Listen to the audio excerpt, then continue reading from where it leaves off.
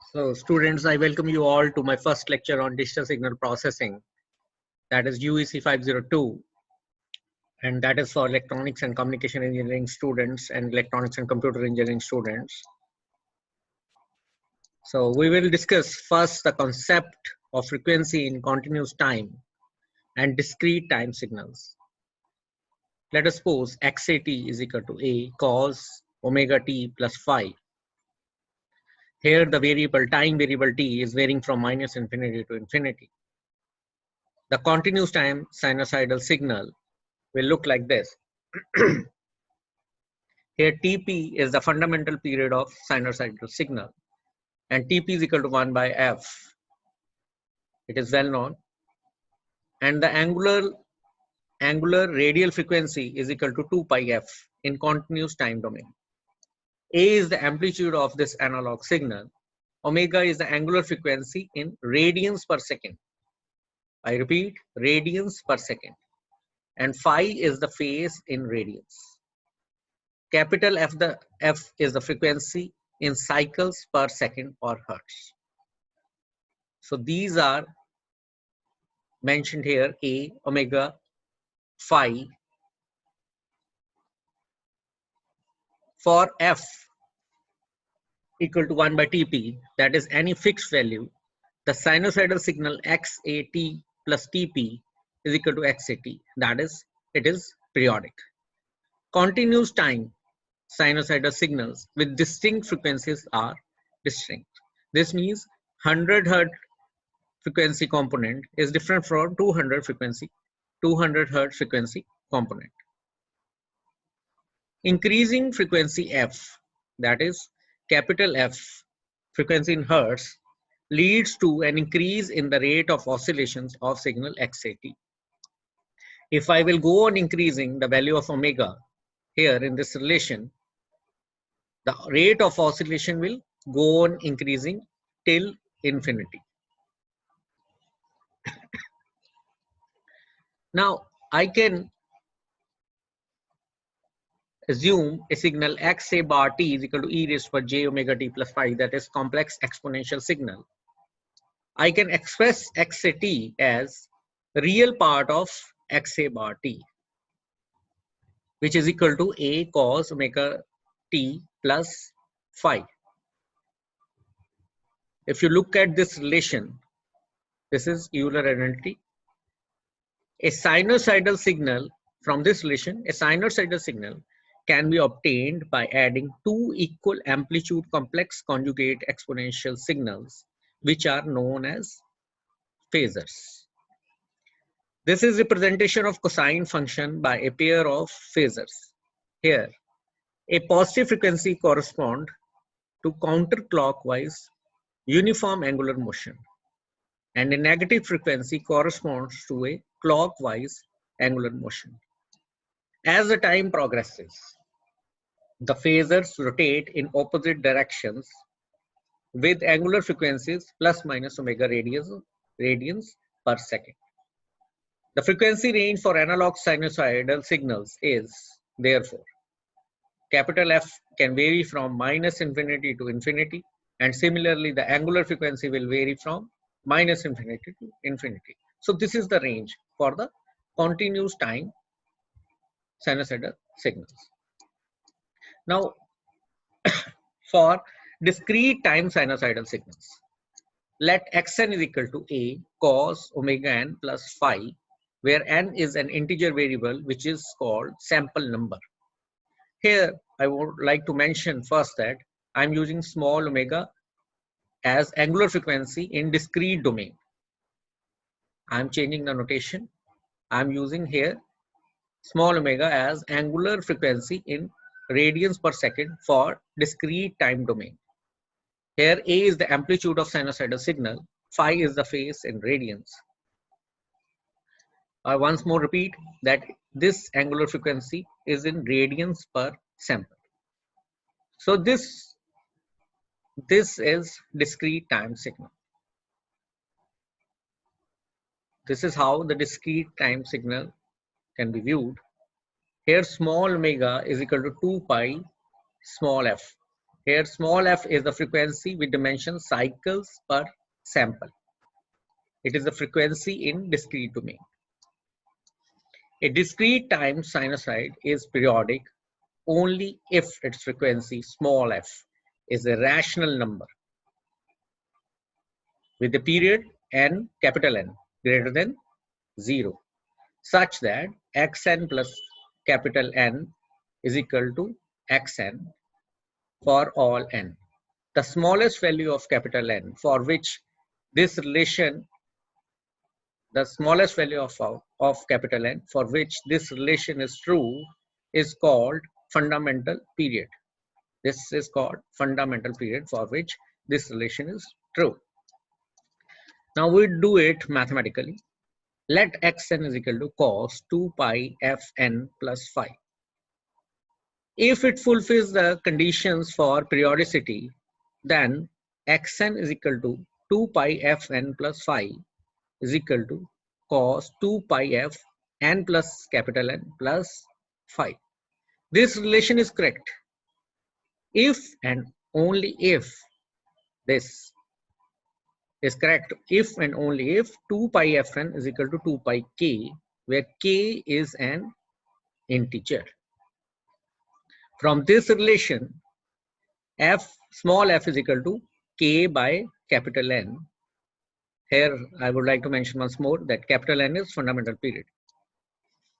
A discrete time sinusoidal signal is periodic sinusoidal if, only if, its frequency small f can be represented as the ratio of two integers. A small change in frequency small f can lead to a large change in period. This is very important. Let us suppose small f1 is 31 by 90. You are getting, somehow it is 31 by 90, and f2 you are getting 30 by 90.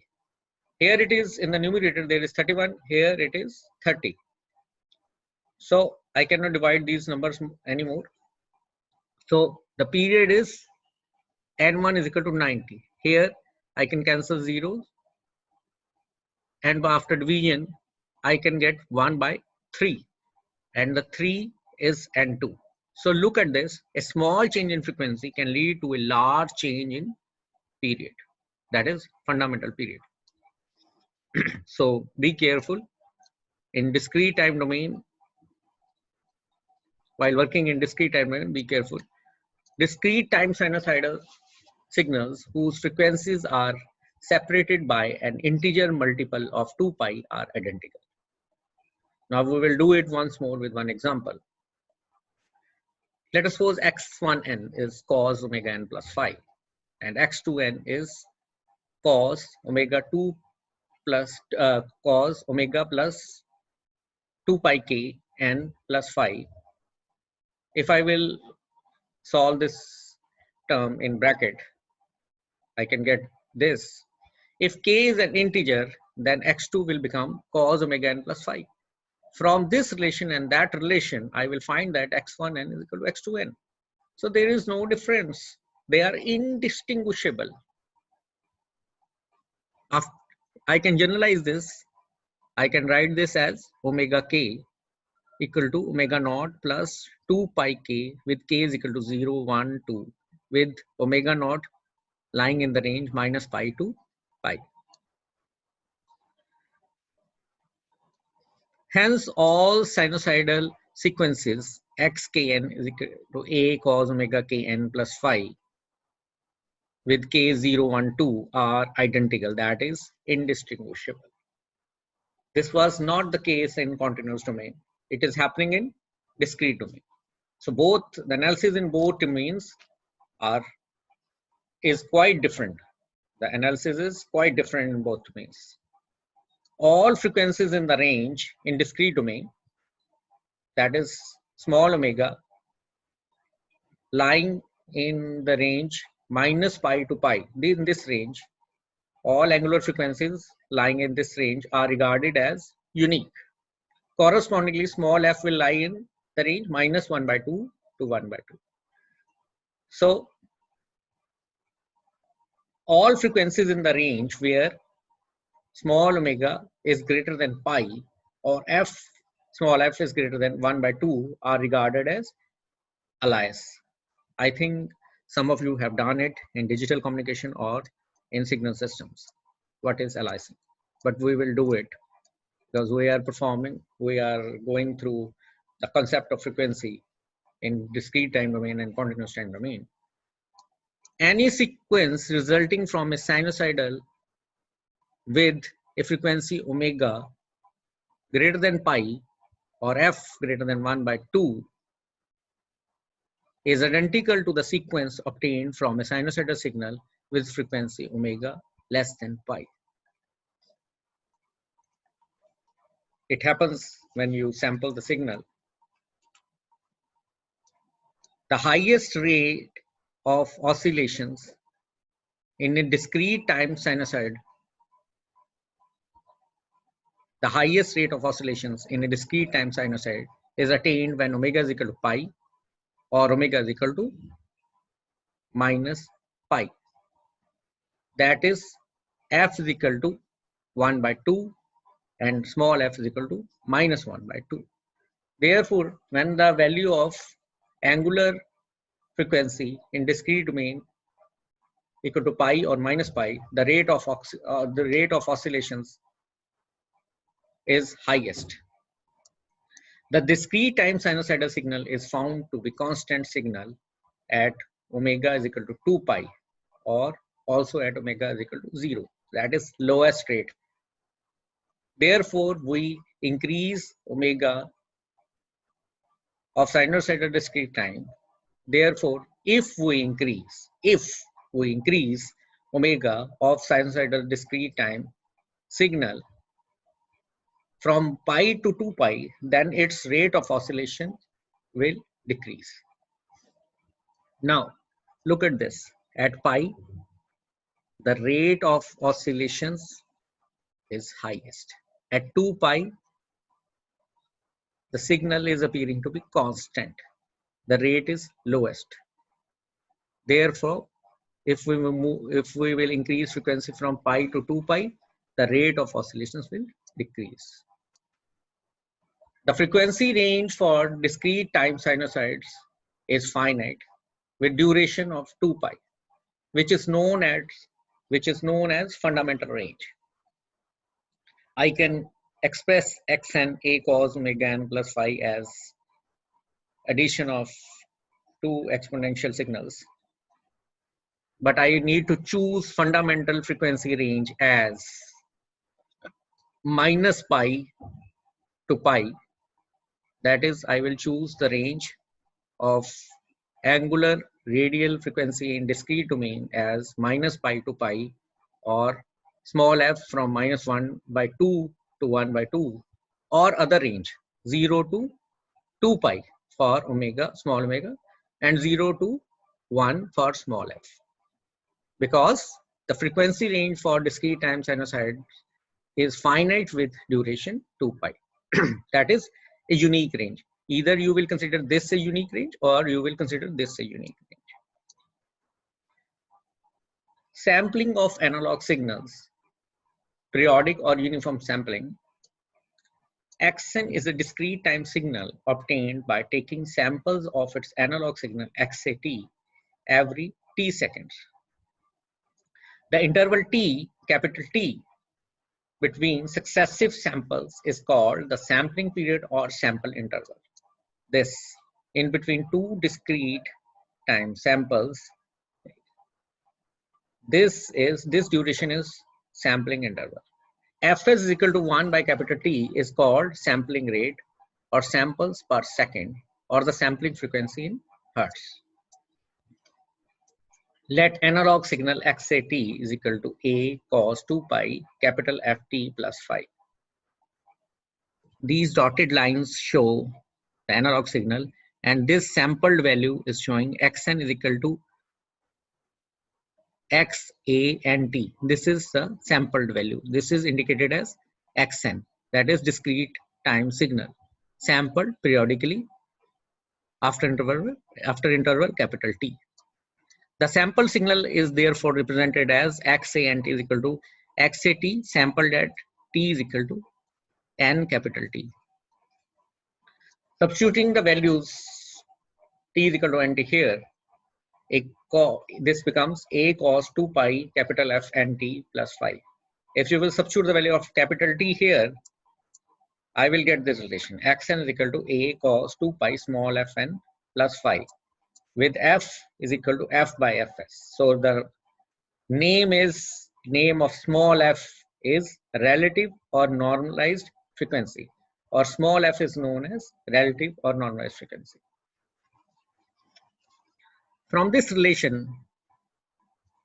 I can observe that frequency variables capital F and small f, that is capital F in continuous time domain, small f in discrete time domain, are linearly related, which leads to this relation. That is a relation between discrete time angular frequency, this is continuous time angular frequency, and this is sampling interval. Therefore, for continuous time signal, I can observe that capital F, that is frequency in continuous domain, can be varied from minus infinity to infinity. And angular frequency can also be varied from minus infinity to infinity in continuous time.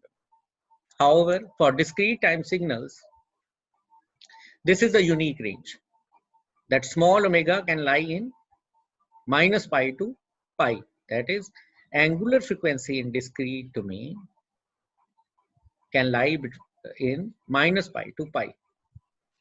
Corresponding to that, small f is lying between 1 by 2 to 1 by 2. Now, this is angular frequency in discrete domain. This capital omega is angular frequency in continuous domain. By this relation, we can perform mapping. Substituting the value of small omega is equal to capital omega into t here, I can find that in angular domain, corresponding to this range, the frequencies lies between angular frequencies lies between minus pi by t to plus pi by t. This is the unique range in discrete time domain, and corresponding to that in analog domain or continuous domain, this is the range. Similarly, capital F will lie between fs by 2 to minus fs by 2. So value of f maximum, capital F maximum, can be fs by 2 is equal to 1 by 2t. Corresponding to that, the highest angular frequency here in this range is pi by t. Corresponding to this range, the highest angular frequency in continuous domain is pi by t. The frequency of continuous time sinusoidal signal when sampled at rate fs equal to 1 by capital T must fall in the range capital omega less than equal to pi by t. In general, the sampling of continuous time signal xat is equal to a cos 2 pi capital F naught t plus phi with a sampling rate fs is equal to 1 by t leads to a discrete time signal xn is equal to a cos 2 pi f naught n plus phi. This is my desired signal. This is in continuous time domain. This is in discrete time domain.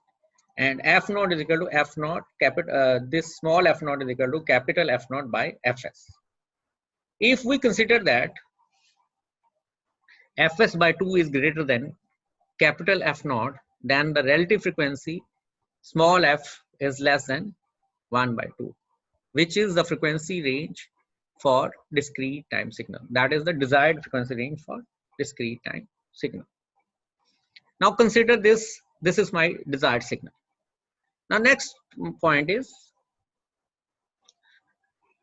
a relationship between capital F naught, that is frequency in continuous domain, and small f naught, that is frequency in discrete time domain, is one-to-one. Therefore, it's possible to reconstruct the analog signal xat from the samples of xn, provided that your analog signal angular frequency lies in this range.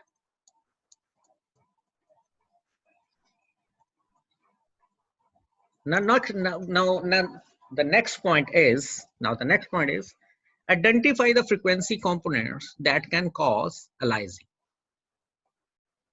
Let us suppose this is my desired signal. Now let xat is equal to a cos 2 pi fkt plus phi. Now consider fk is equal to capital Fk is equal to capital F0 plus k fs.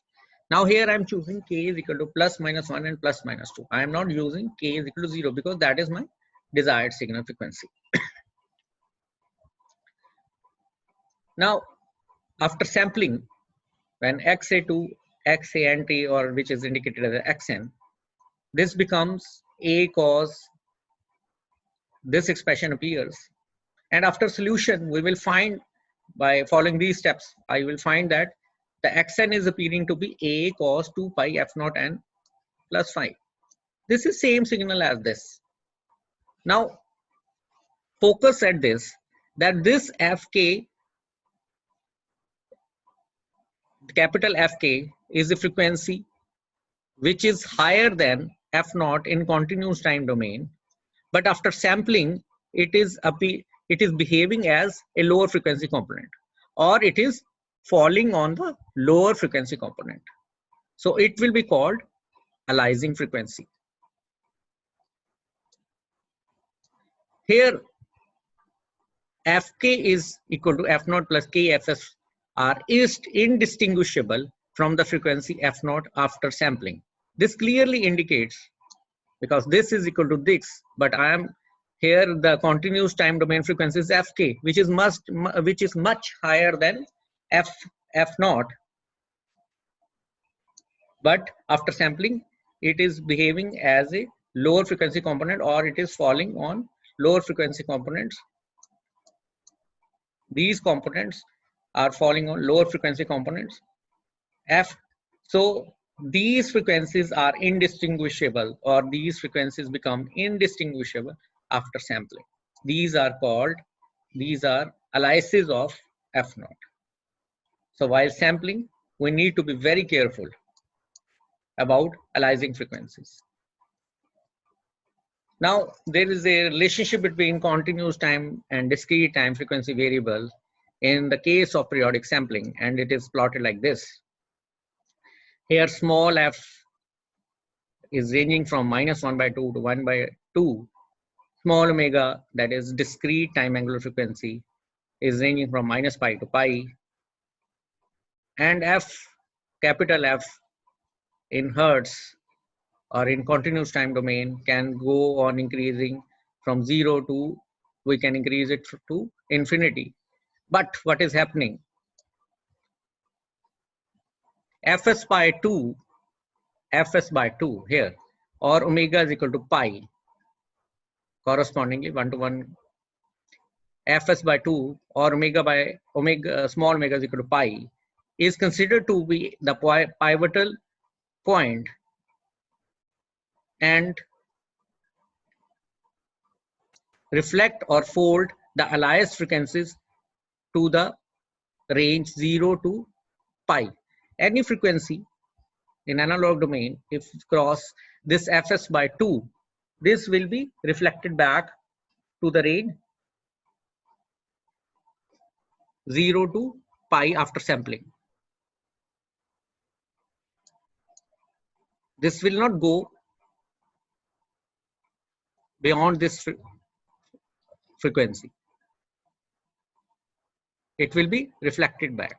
Therefore, the frequency Fs by 2, that is small omega is equal to pi, is called folding frequency, and Fs by 2 is the point of reflection in case of periodic sampling.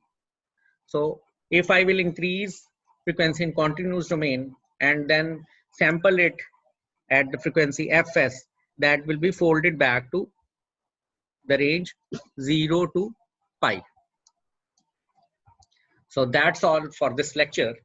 In the next lecture, we will discuss the frequency domain analysis of sampling process, how the analog signal is converted to digital signal, and an overview of Laplace transform.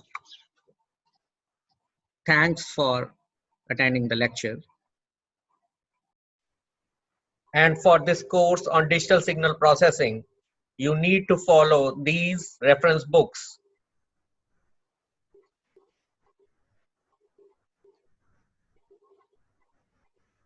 And for self-study, you can purchase 1 or 2 books of your own choice from this list.